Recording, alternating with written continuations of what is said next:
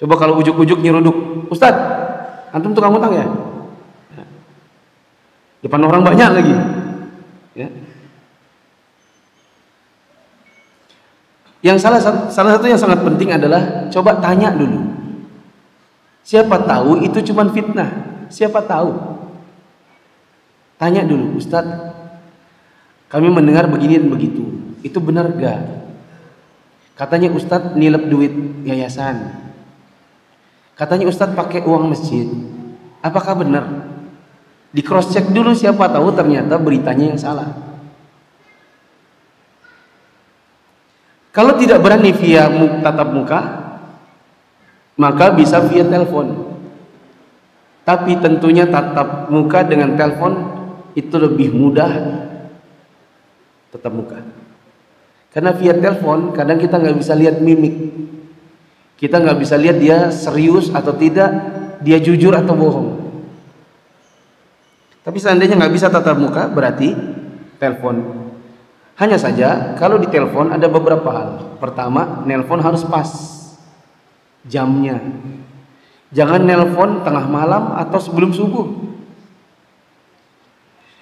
Saya pernah ditelepon oleh seseorang 10 menit sebelum azan subuh.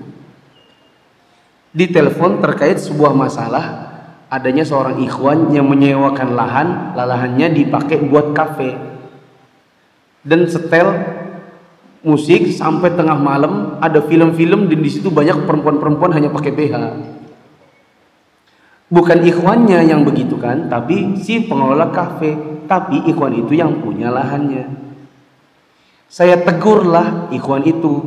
Pertamanya pelan. Lama-lama kok masih belum berubah, tak tegur lagi, tak kirimin foto, tak kirimin video. Lama-lama tak tegur dengan keras. Terakhir kali tak datangi rumahnya, tak tegur lebih keras lagi. Lah dia ngadu sama orang lain. Orang lain itu nelpon saya 10 menit sebelum sholat subuh. Saya bilang, siapa ya nelpon sebelum sholat subuh? Biasanya kalau nelponnya jam-jam yang aneh-aneh, jam 2 pagi, jam 3 subuh, itu biasanya mau nanya, Ustadz, mama saya meninggal, bapak saya meninggal, gimana ya? Itu biasanya. Maka tak angkatlah. Saya pikir mungkin orang mau nanya, ada mau meninggal nih gimana? Assalamualaikum. Waalaikumsalam. Ustadz Mufli? Iya, siapa? Kalau iya siapa, berarti kan saya nggak kenal. Kalau dalam adab bertelepon, kalau kita nggak kenal, perkenalkan diri dulu, gitu kan? Maaf Ustadz, saya Fulan. Ini tidak, iya siapa? Ustadz Mufli kan? Iya benar. Kenapa akhi? Siapa? Ustadz, maaf saya mau meluruskan cara antum bersikap. Hah? Akhi, antum siapa dulu? Saya mau tanya. Saya Fulan. Oh, Fulan yang ini? Iya. Kenapa? Saya mau meluruskan antum. Saya bilang, akhi coba lihat, ini jam berapa? Jam 5 kurang 10. Memangnya kenapa Ustaz? Nggak masalah toh? Ya masalah lah. Antum mau bicarakan sebuah konflik jam 5 kurang 10. Kalau saya lagi ngantuk gimana? Dan saya bukan lagi ngantuk, saya lagi belajar karena habis subuh saya mau kajian. Saya mau ngisi, jadi saya persiapan bahan dulu, saya harus baca. Maaf saya nggak bisa layani sekarang, kalau antum mau nanti jam 1 setelah sholat zuhur. Kalau ada yang mau kita luruskan dari seorang ustadz yang antum anggap salah, apalagi ternyata dia nggak salah, maka kalau memang via telepon, lihat-lihat jamnya. Kalau perlu WA dulu, Ustadz kami mau nelpon jam sekian, bisa nggak? Nanti malam jam 9 boleh nggak? Besok jam 10 boleh nggak? Tanya dulu, bikin janjian, baru kemudian menelpon. Kalau seandainya bertatap muka tidak bisa, via telepon juga tidak bisa, maka gunakan tulisan, WA, atau bikin surat. Hanya saja kalau menulis itu banyak kekurangan. Bahasa tulisan tidak sama dengan bahasa lisan. Kemudian jamaah yang dirahmati Allah, yang terakhir, kalau seandainya tatap muka nggak bisa, telepon nggak bisa, tulisan nggak bisa, ada mungkin cara yang lebih pas, yaitu titip pesan ke yang bisa.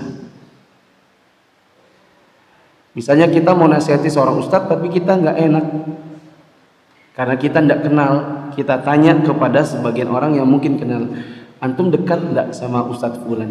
Oh dekat. Akhi, ana mau curhat, ini bukan ghibah ya, tapi ana mau bercerita, bisa nggak antum sampaikan kepada beliau karena ana nggak sanggup. Oh iya, apa masalahnya? Ini nggak ghibah ya, tapi benar-benar antum sampaikan ke dia. Iya.